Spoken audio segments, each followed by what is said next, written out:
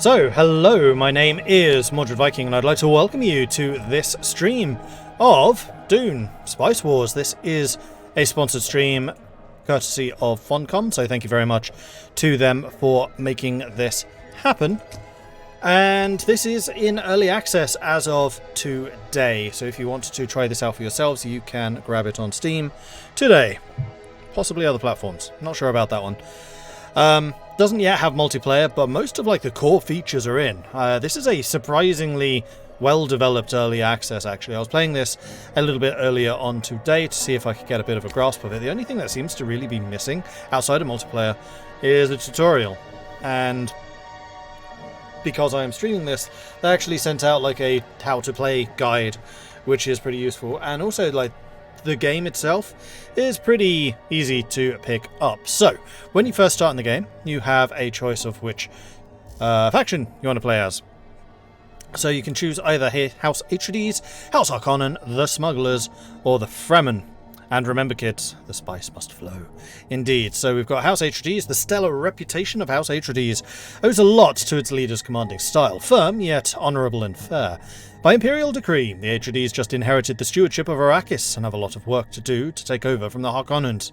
They can use the peaceful annexation ability, which allows them to take villages without fighting for them, which is pretty handy.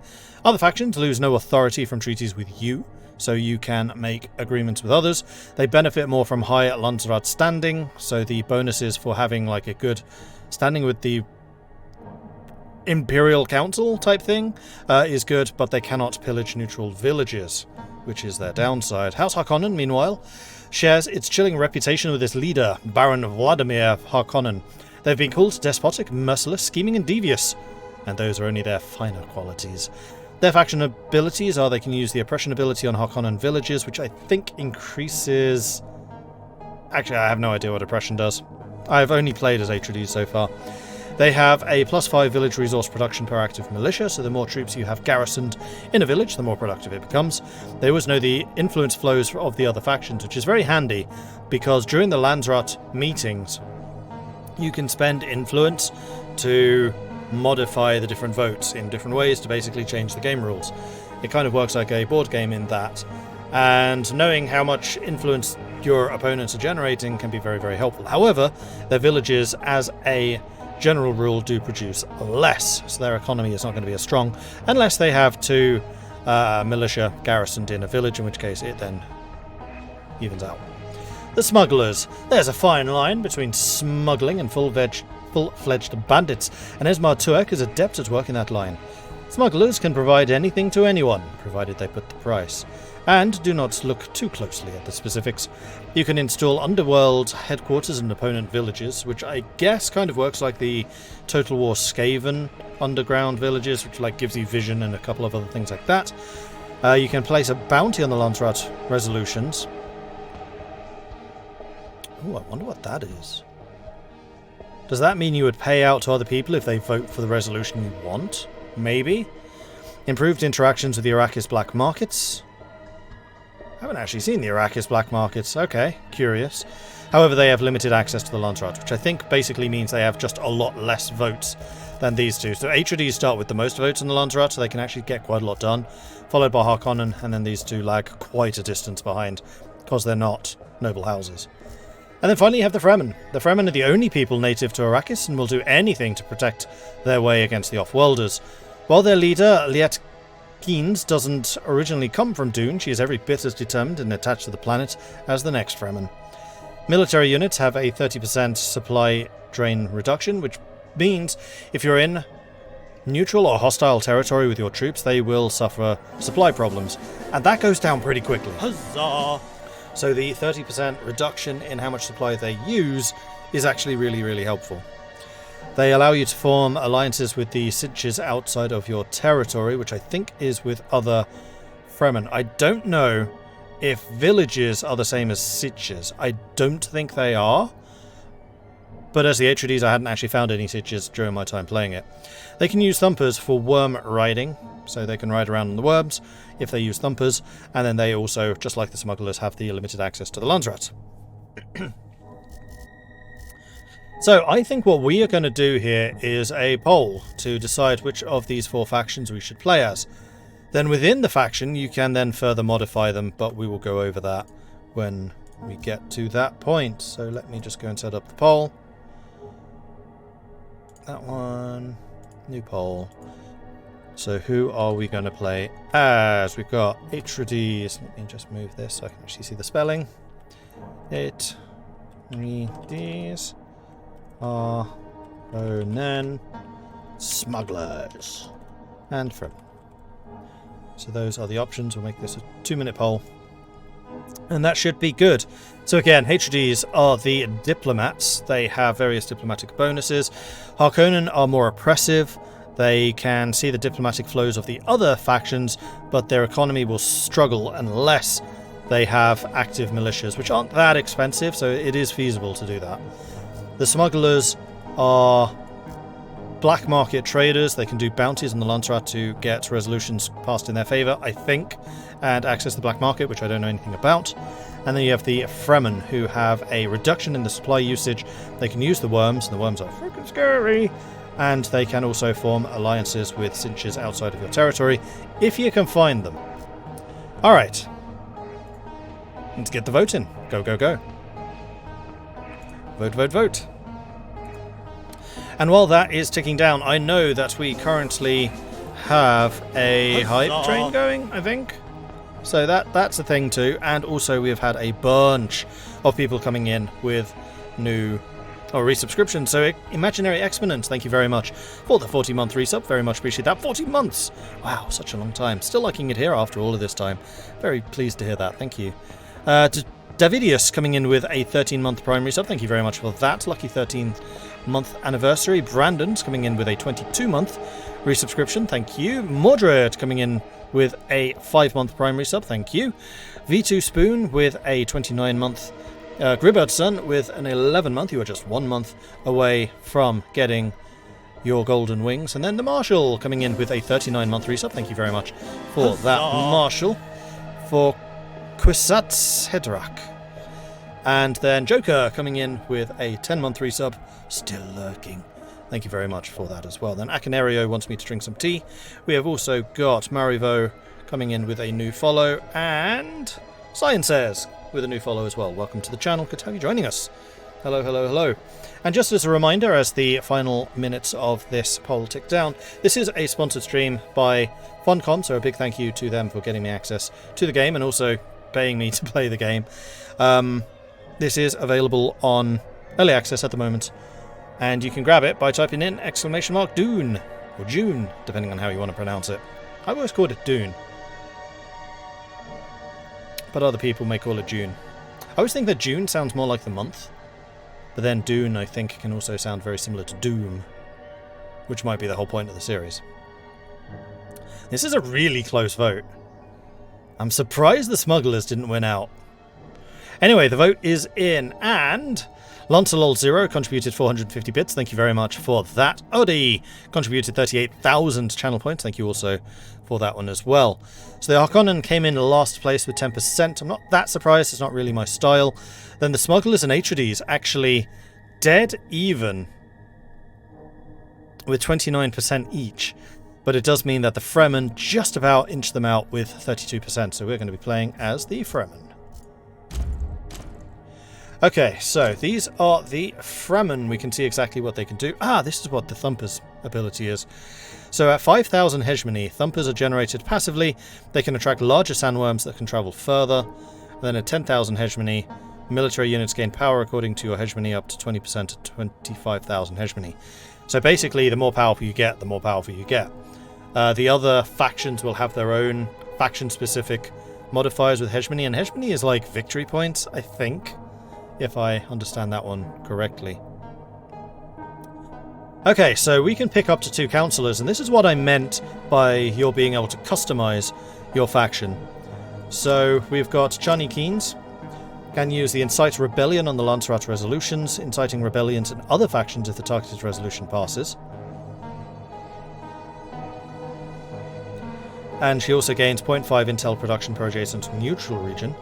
So the more neutral areas you have around you, the the more intel you can get.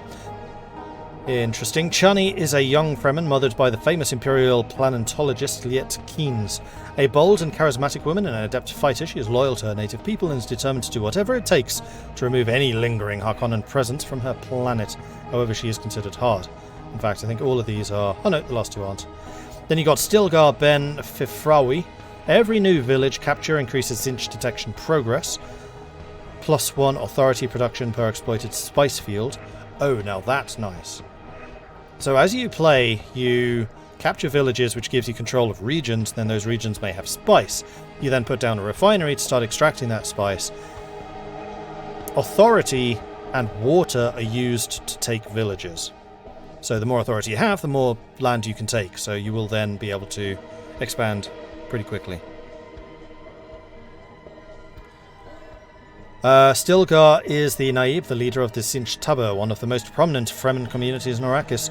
A wise and honourable leader. He has a soft spot for Chani Keynes, who he regards as his niece. Then we've got Mother Ramallo. Start with the Shai Hud Temple unlocked. Reveals the position of all spice fields. What? Ramallo is an elderly Saidina, a rogue Bene Gesserit reverend mother who successfully changed the water of life. She therefore possesses a vast knowledge inherited from her foremothers, and her immense wisdom makes her a revered mother figure amongst the Fremen. That's a pretty powerful ability. Don't know what the Shai-Hud Temple does, but revealing spice fields is certainly nice. And then we've got Othame. Othame is a renowned and fearsome Fremen fighter who left Sinch Garakulon for Siege Tabir, led by Stilgar. A wise and loyal, if a bit gruff man, he likes to be the first lines, be it in combat or through experimenting with new kinds of strategies. His units are faster, 10% faster. His units gain sand killers when no allies are nearby. So if they fight independently, that's going to be very micro heavy. So they are 20% more powerful and gain 2 armor, which is interesting, but at least with Atreides, and this might differ depending on faction, they probably do have different units, but Atreides gained a lot of benefits from being close to allies. We'll see if that's going to be the same for the Fremen or not. And the hype train came in. We successfully gained a level 2 hype train. Thank you, everyone, for contributing to it. And then Sereno wants me to drink some tea. Right, Akinario also did, and I never did. So, Akinario. And then Sereno.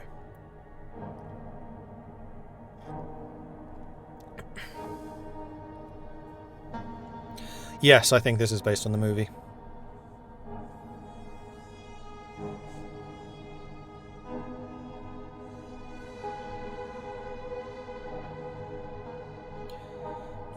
Seen the movies and the shows but never read the book, got it yesterday, so no spoilers. Ha ha ha. There will definitely be spoilers here. Okay, so we need to pick 2 councillors. I think we'll do another 1-minute vote on this. And basically the top 2 win.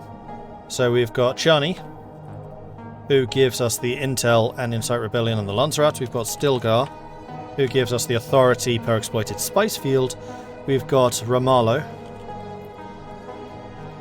who allows us to see all of the spice fields. So I'm seeing that there might well be a bit of synergy between these two. And also gives you the Shai-Hulud Temple. And then we've got Othame, who gives all units extra speed, which is nice, because if they move faster, then they take less supply attrition, and also with a Fremen, we take even less supply attrition. So we can basically be in neutral and hostile territory for a long time. And if they are separated out, then they gain extra power and armor. I wonder what the distinction of nearby is, though. One thing I have noticed about combat in this is everything does tend to clump together. So that one, we shall see. The speed bonus is good. That's always going to apply. Anyway, here goes the vote. Get your votes in for those 4 councillors. And we pick the top 2. Get your votes in. Vote, vote, vote.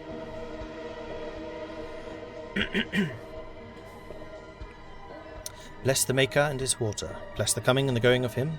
May his passage cleanse the world. May he keep the world for his people. Esquire.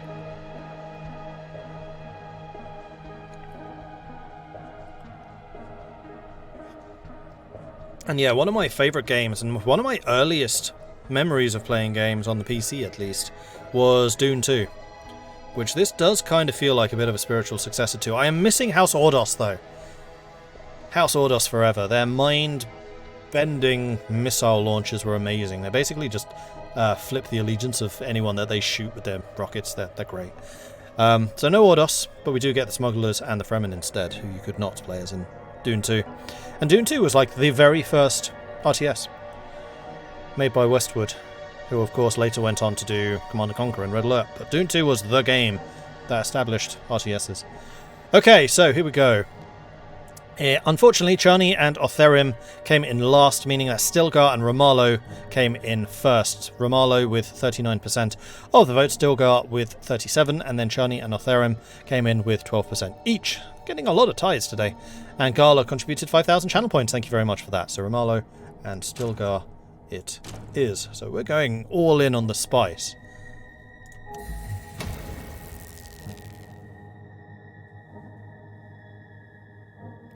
Westwood Dune games are not related to the books, not even a little. I mean, the factions are there, and you have the different mentats. And, you know, the planet.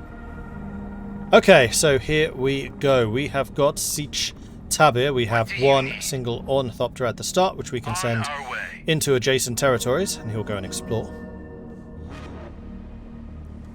And then basically we'll try to find these question marks, and we'll then start discovering what that question mark is, and we'll begin just roaming around to find what the borders of that region are. I think all regions have a village, so he's probably trying to find that village. This is a very large region. As fast as I can. In fact, that might well be a Fremen Sich or something like that. Then we have our capital here, which is Siege Tabir. We don't actually get to use it until we gain 2,000 hegemony, which is this. We're winning. And we can see how much water we have, how much authority we have, our manpower, our plascrete, which is used for construction, and then solari, which is money. And we're actually incredibly wealthy, which is quite nice. Now, I'm going to go ahead and start recruiting some new units. We're going to grab 2 warriors. And then I think I'll probably also gain 1 skirmisher as well. The warriors, from my experience with Atreides, are stronger, though I've just realised these are almost certainly different units, so I should probably take a look to see what they do.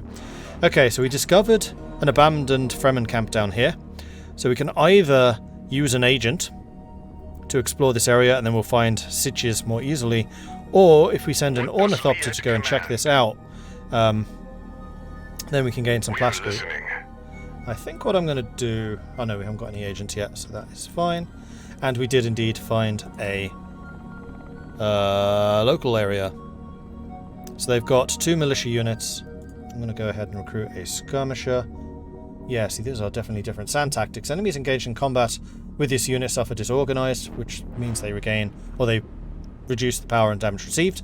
These Fremen fighters are adept at maintaining a high efficiency at the harsh, arid environment of Arrakis. Dune is their homeworld, and they will always defend it.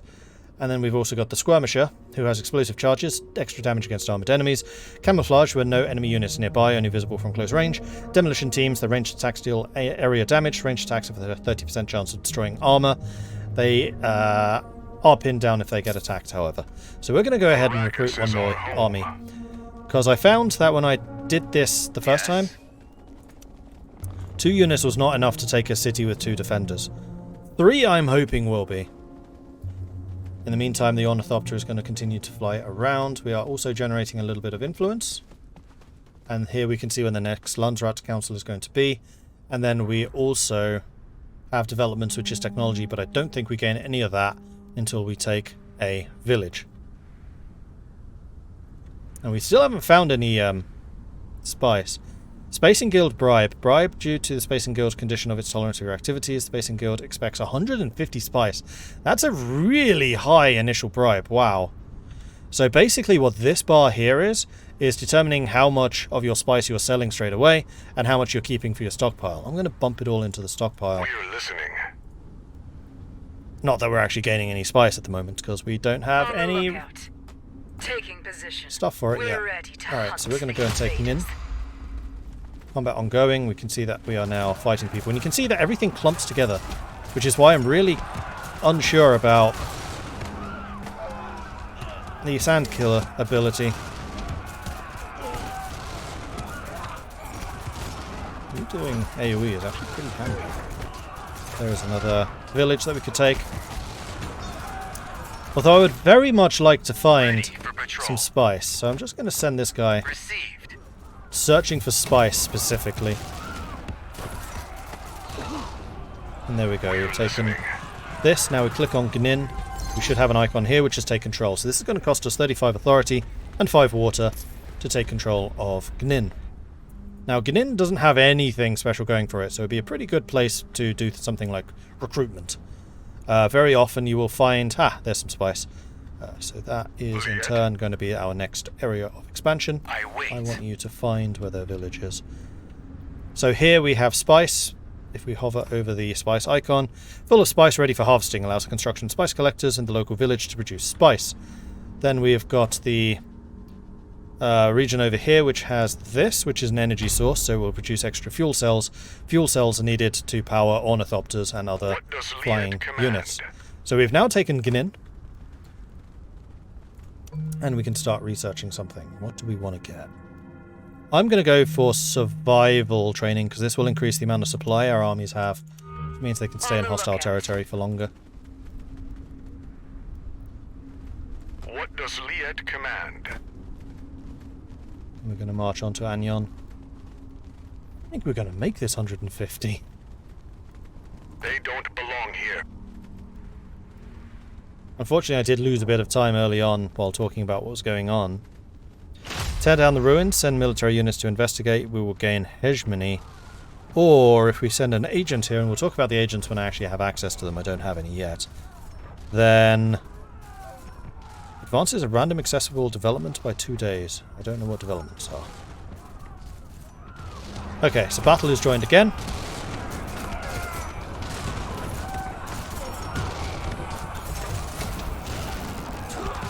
I think there might be a worm sign. We must go now. So we're going to go ahead and stand on the stone where the worm can't get us.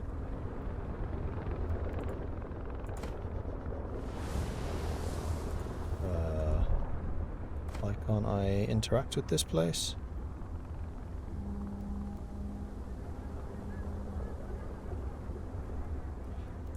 Always stay alert. What? We'll get their water. That's weird. Okay, so Anrion we are now taking. And that is going to be using up basically all of our water. So one thing we probably want to do over here in Knin is start building some buildings. So we have access to 2 slots initially, and then you can spend some plascrete to unlock another one. Every building will cost plascrete to build, so we could, for example, produce a plascrete factory to produce more plascrete. Maintenance center to reduce the costs of operations in that area. Wind traps, which allow you to generate water based on the amount of wind there is. And then the Shai Hulud Temple, which is resource production in ally villages in the region and its neighbours. So Shai Hulud here, where we have the spice, would be good. First thing I'm going to do, though, is I'm going to build a spice collector so that we can actually start collecting the spice from out there. Because we have got to get that production going if we don't want to tick off the Spacers Guild, which I have a feeling would be a bad thing. The desert will surprise you. And then there isn't much we can do now until we get more water. We can't take any other territories, so I think the first thing we're going to do over here is build a wind farm. I mean, we basically have to. So wind trap, stick that there. And that's going to cost some plascrete money as well. Now we are passively losing manpower because we currently have too many troops versus our strength. So once this hits 0, then our units will no longer replenish. All clear. On our way.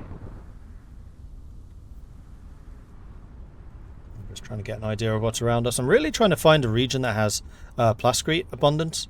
So in the same way that you can get a lot of fuel from this area, there should also be some which give plascrete. There might even be recruitment, I'm not sure. And then also Solari generation, which is money. Right now, I just need this to finish. Meanwhile, development research is finished, so we've done our survival training, and this will unlock the next level. So defense systems will let us get missile batteries and militia. Support structures will be command outposts, can assign 1 more agent to the Spacing Guild.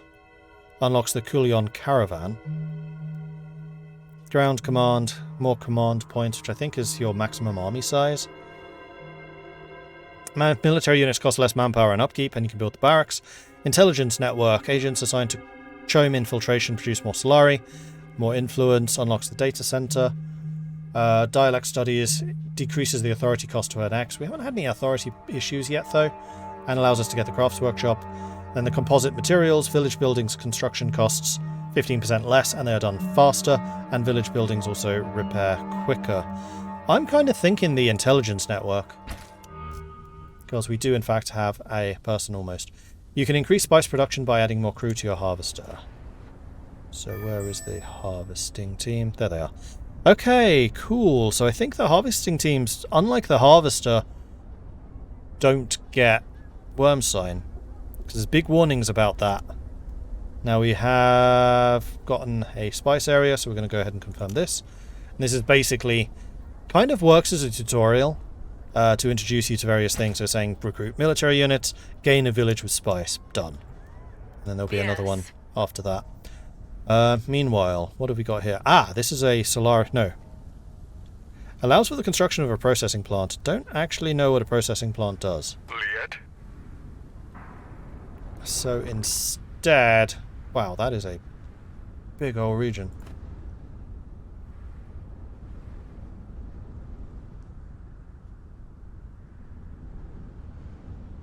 It will give us a temporary ornithopter, though it won't last for very long. Maybe we should go down here. Oh, this gives spice. Yeah, seeing how close we are to finishing this, I'm going to send this ornithopter to go and investigate you. I don't even know if you'll be finished in time. Spice production. Construct spice harvesters. Done. And one thing I would like to do is get some manpower to add some crew to the harvesting team, because that will mean that their spice production will go up. Spice harvesters produce a heck of a lot more spice than harvesting teams. Ah, there's some more spice up there. So maybe we should go for this place, then we can capture this. We have the water for it now. Arrakis is our home. Let's do it. Although any damage we take now is basically permanent damage. We will help if we can.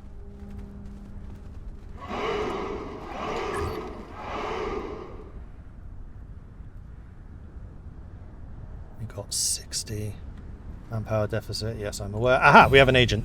Okay, so this is espionage, and what this allows us to do is send agents to either any of the other major factions or even the minor factions. The minor factions, if you send them, you can generate extra authority intel and additional infiltration. You can get manpower intel from that one. You can get Solari and intel from that one. And you can get influence and intel from that one. And if you send it to these guys, you get intel and then infiltration against the various major houses. The one I'm after right now, though, is manpower. So we're going to click on you, and we are now spying on the Spacing Guild, which is also generating manpower, so we no longer have that negative deficit. To hunt the invaders. On the Close lookout. combat. That's not where I want We you. must go now. Start chucking your bombs. There we go. Well, we did manage to make it to 90 odd.